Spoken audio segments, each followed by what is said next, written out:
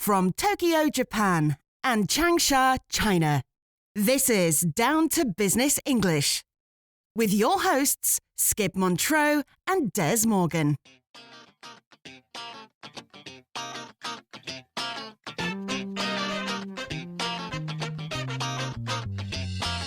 Dez Morgan. Hi, Skip. Good to have you back after your somewhat extended holiday in Scotland. I was gone for quite a while, wasn't I? But it wasn't all holiday. No? Some of it was, but I also did a lot of work for my university. But you did manage to take some time off, didn't you? Yeah, and it was great to spend some time with friends and family. So, what did you get up to? Not much really, as it was mostly cold. On the few days when it actually warmed up a bit, it was wet. Oh dear, that doesn't sound like too much fun. You know, I think I've forgotten how to live in Scotland. I've been spoiled by the warmer winters here in southern China. Yeah, I hear what you're saying. I know for a fact that I would struggle to acclimatize or re-acclimatize to a Canadian winter after all of these years living in Tokyo. I concur with that sentiment. By any chance, have you lost a little bit of weight? You look a little slimmer than the last time I saw you online. I have, as a matter of fact. I decided to take a leaf out of your book and try to live a bit more healthily. Live healthy, look healthy. That's a good plan, Des. I think so too. Well, speaking of looking good, today's report takes us into a business built around that exact idea. A business built around looking good?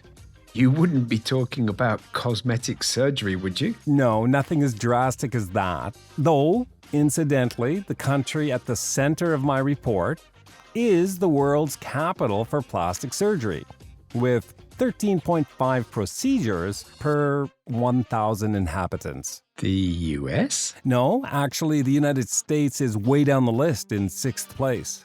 The country I'm talking about is much closer to home for both of us. Somewhere in Asia, then? Yes, somewhere in Asia. That's a no-brainer then. South Korea. Correct. And today, I will be reporting on the Korean cosmetics industry, or the K-beauty industry, and how many of its beauty products have gone viral over the past few months. Then let's do it. Yes, let's do it. Let's get D2B, down to business, with Hallyu. How the K-beauty cosmetics industry is now benefiting from this global phenomenon.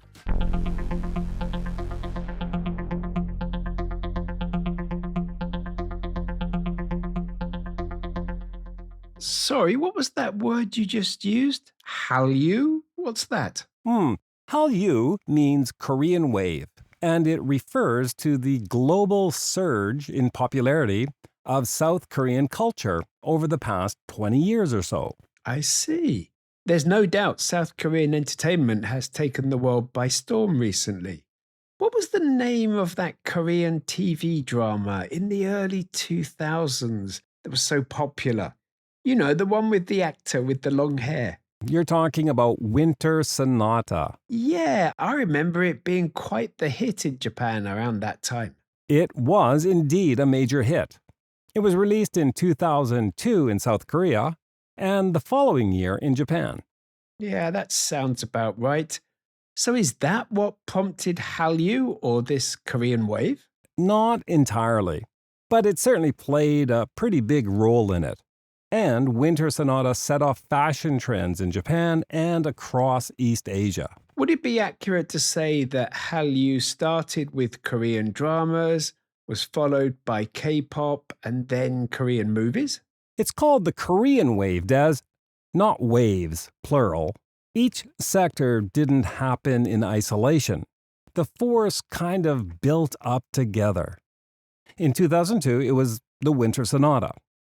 In the early 2010s, it was K-pop that ascended. With bands like Blackpink and BTS. Later on, that's right.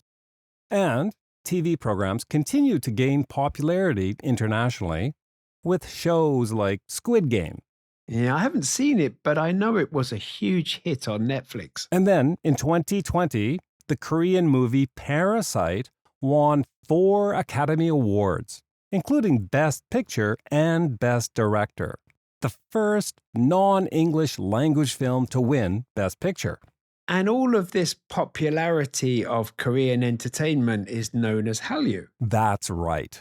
And this is connected to the cosmetics industry somehow? Well, the South Korean cosmetic industry, also referred to as K-beauty, is very much part of the Hallyu trend.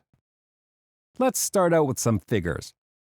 The number one exporter of beauty products in 2024 was France. They had 16.4% of the total export market worldwide. Well, that doesn't surprise me. South Korea came in at a solid second place, with 11.6% of the market, followed by the US with 8.3% of the export market.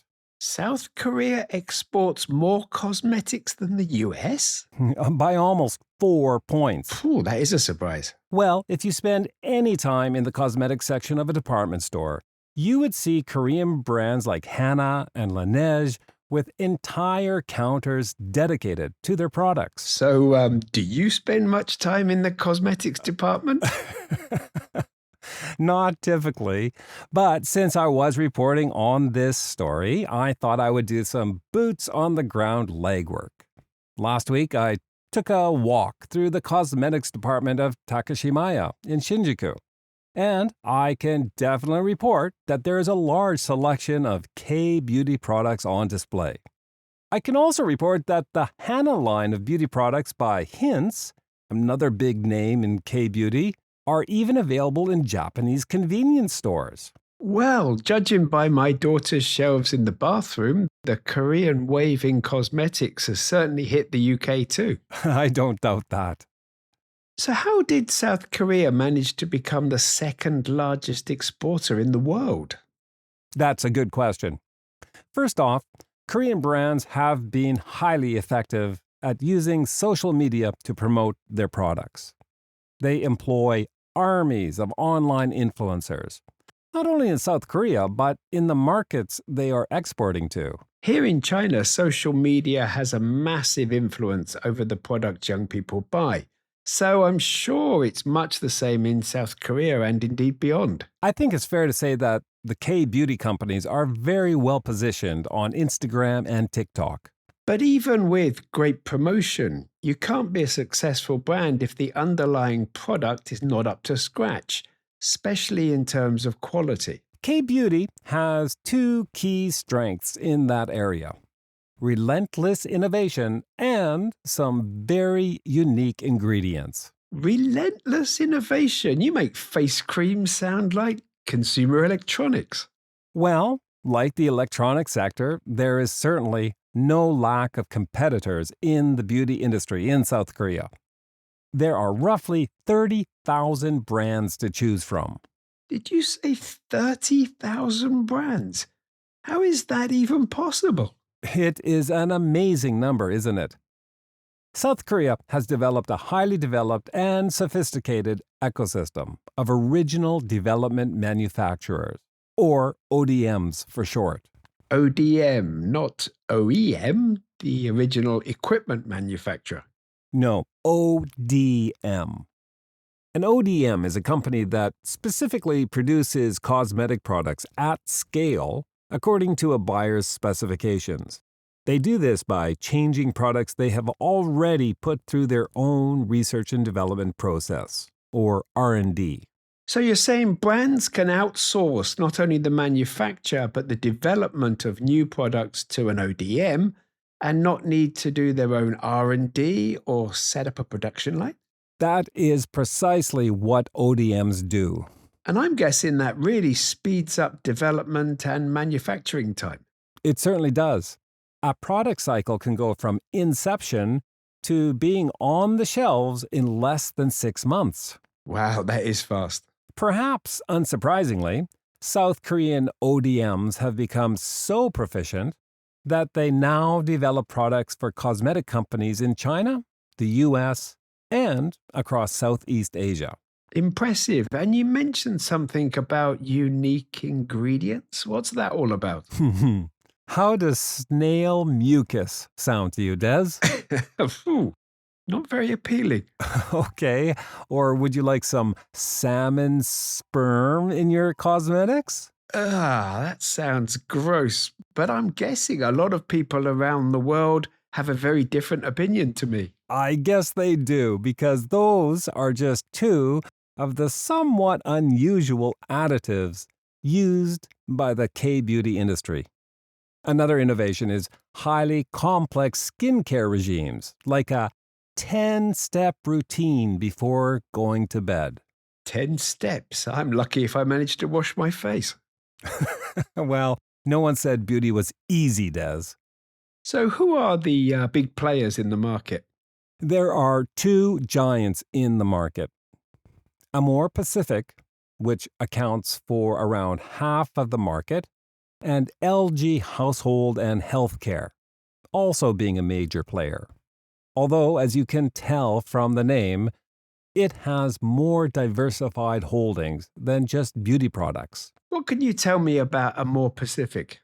Amore Pacific is South Korea's largest beauty and health company. They have a very diversified lineup of products from high-end brands like, and excuse my pronunciation of this, Sulwasu, to more cost-effective brands like Laneige. Just how big are they? In 2025, they had revenues of 4 trillion won, around 3.2 billion US dollars. And that was a 9.5% increase over the previous year. That is huge. And how do they stay ahead of the competition? According to a spokesperson for Amore Pacific, they keep their eye on what the smaller, more innovative brands are doing, and then respond quickly to consumer demand from the home market.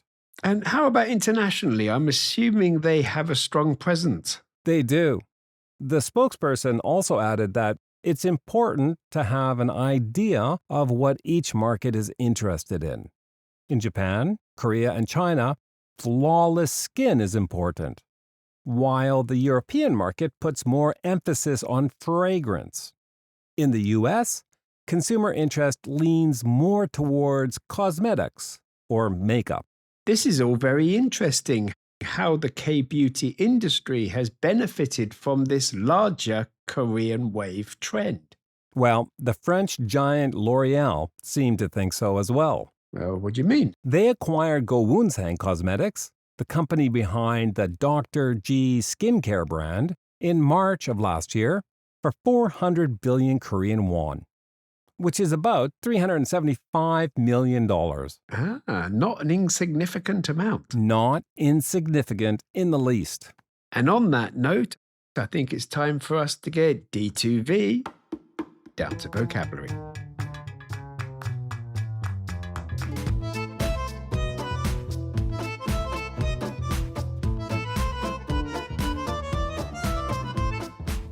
All right, let's get started with today's Down to Vocabulary.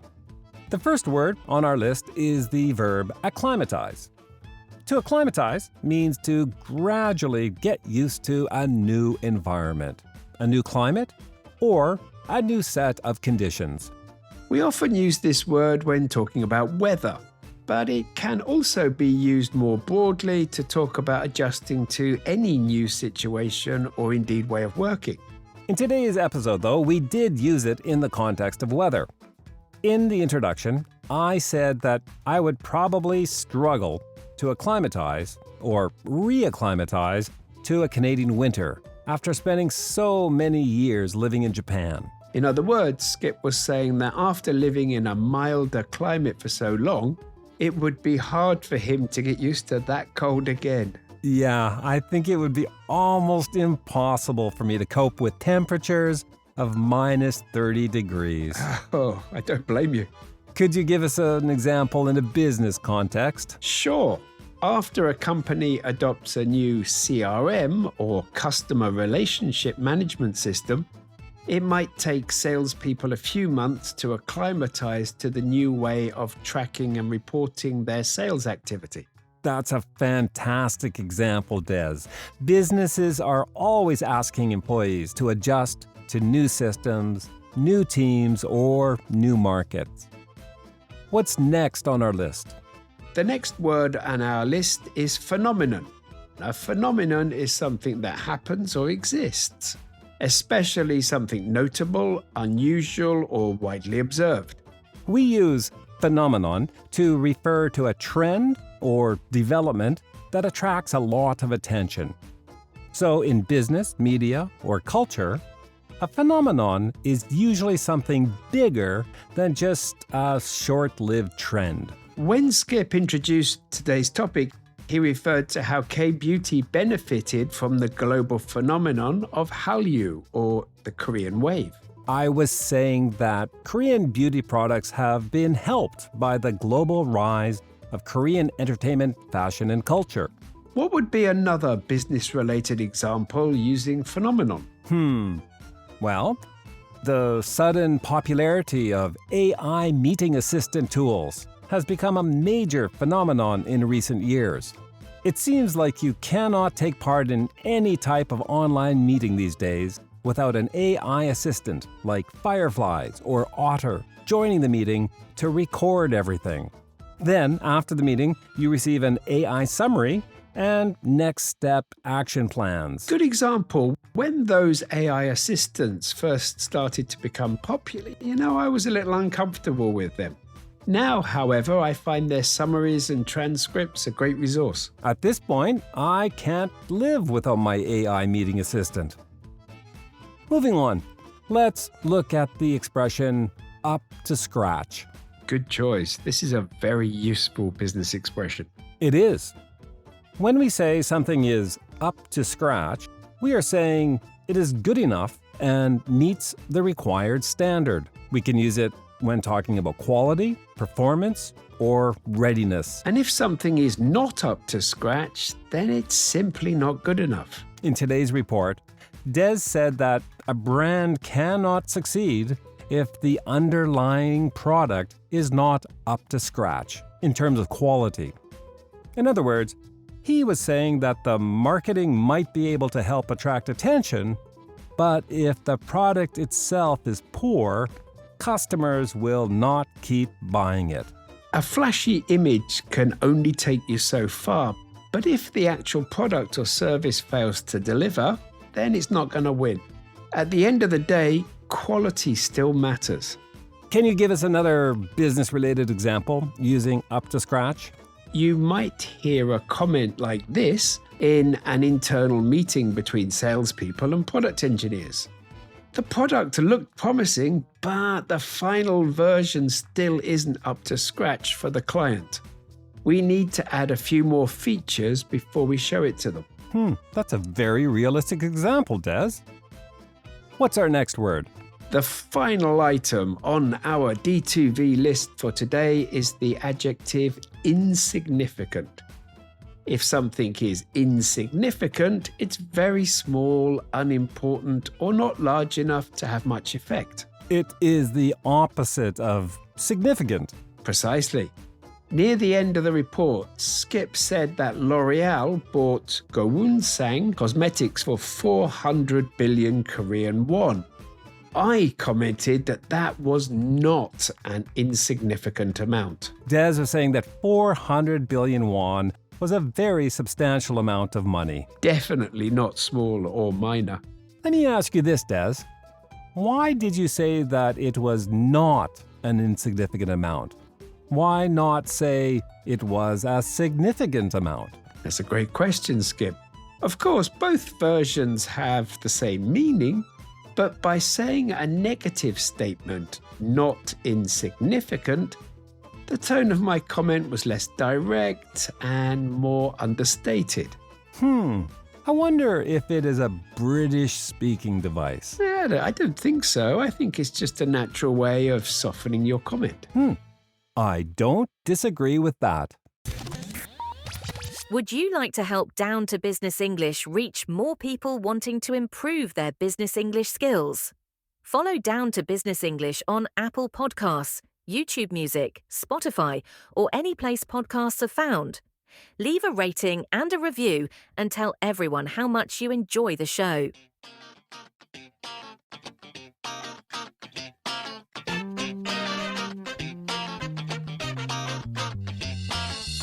Thanks for that report on Hallyu and the Korean beauty industry, Skip. I'm not sure I would ever have time for a 10-step skincare routine before bed, but I'll certainly be on the lookout for some snail mucus skin cream. Well, if you try some, let me know how it works. I will be sure to do that. D2B members and Apple Podcast subscribers, the bonus Down to Vocabulary episode for today's report will be released within the next few days. In that bonus episode, we'll break down 5 additional vocabulary items that Skip and I used in today's report. Those words and phrases are a leaf out of someone's book, take something by storm, isolation, relentless, sophisticated, and diversified. Lots of great business vocabulary on that list. If you are a D2B member, make sure you have copied your members-only podcast feed URL from your account page on the D2B website and pasted it into the podcast app of your choice. That way, you will not miss that bonus D2B episode when it drops. And Apple Podcast subscribers, you don't need to do anything. The bonus D2V episode will show up automatically in your feed as soon as it's released. And if you are not yet a D2B member or an Apple Podcast subscriber, but you benefit from what we are doing here on Down to Business English, do consider becoming a member or subscribing through Apple Podcasts to support the show. To become a D2B member, just visit d2benglish.com/membership and sign up today. That's D2B English.com/membership. Thanks for listening, everyone. See you next time. Bye-bye.